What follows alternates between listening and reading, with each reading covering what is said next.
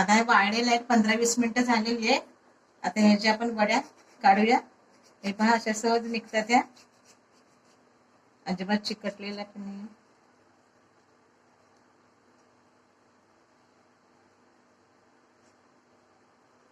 हे पहा मस्त छान वड्या झाल्यात.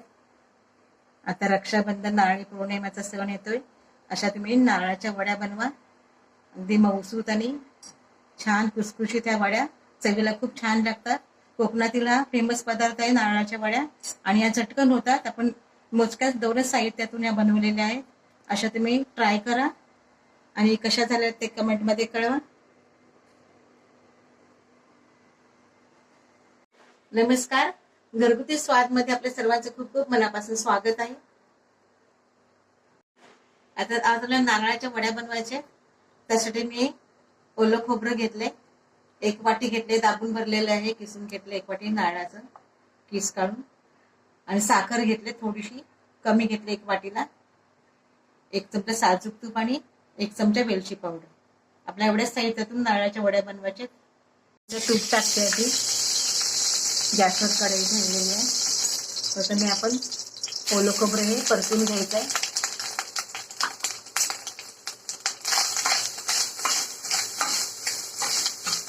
तुपावर चांगलं परतून घ्यायचं आणि त्याचं पाण्याचा अंश निघून जाईल. थोडंसं कोरडं करायचं आहे. 1-2 मिनिटं. आता ही साखर त्याच्यामध्ये आपण घालायचंय. आता याला साखर टाकून असं सतत ढवळत राहायचं. ते कुठे थांबायचं नाही, असं सतत ढवळायचंय. साखर विरघळ.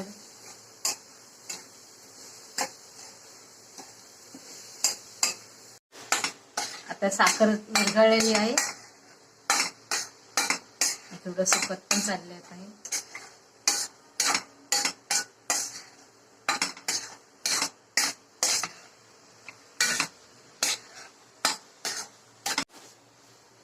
आता हे मस्त चांगलं छान सुकलेलं आहे. आता याच्यामध्ये वेलची पावडर टाकायचे.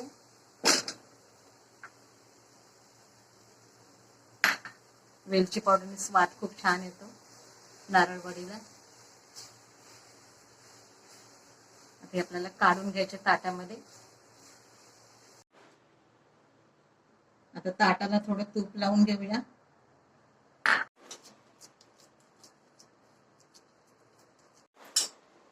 असं गरम गरम असतानाच ते लगेचच पसरवून घ्यायचं आणि प्रेस करायचंय. नंतर मग एकदा ते वाळलं का मग ते एकदम वड्या आपल्या चांगल्या येणार नाही, कुजबुजीत. त्यामुळे असं गरम गरम असतानाच पसरवून घ्या. आता ह्याच्या आपण वड्या पाडून घेऊया अशा. नंतर एकदमच जास्त वाळलं का मग त्याच्या वड्या पडणार नाहीत, म्हणून आधीच आपण असा शेप देऊया. तुम्हाला पाहिजे तो शेप तुम्ही देऊ शकता, चौकोनी, त्रिकोणी.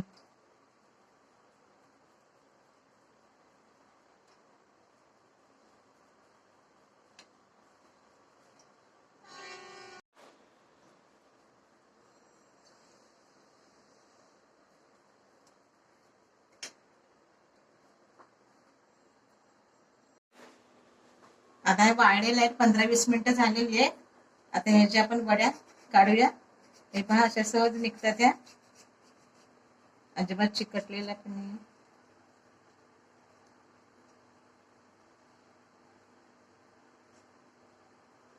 हे पहा मस्त छान वड्या झाल्यात. आता रक्षाबंधन, नारळी पौर्णिमेचा सण येतोय. अशा तुम्ही नारळाच्या वड्या बनवा. अगदी मऊसूत आणि छान खुसखुशीत त्या वड्या चवीला खूप छान लागतात. कोकणातील हा फेमस पदार्थ आहे नारळाच्या वड्या, आणि या झटकन होतात. आपण मोजक्याच दोनच साहित्यातून या बनवलेल्या आहेत. अशा तुम्ही ट्राय करा आणि कशा झाल्या ते कमेंटमध्ये कळवा.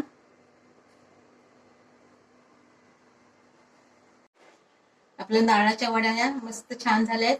दिसायला पण खूप छान सुंदर दिसत आहेत आणि या झटकन होतात. अगदी मोजक्याच साहित्यातून केलेल्या आहेत. अशा नारळाच्या वड्या तुम्ही या नारळी पौर्णिमेला करा किंवा एरवी किंवा कोणत्याही सणाला तुम्ही या नारळाच्या वड्या करू शकता. आपल्या कोकणातील हा फेमस पदार्थ आहे नारळाच्या वड्या. चला तर मग माझी रेसिपी तुम्हाला आवडली असेल तर एक लाईक करा व्हिडिओला. तुमच्या मित्रमैत्रिणीमध्ये जास्तीत जास्त व्हिडिओ शेअर करा. आणि घरगुती स्वाद चॅनलला सबस्क्राईब करा. पुन्हा भेटूया अशाच एका छानशा रेसिपी सोबत. धन्यवाद.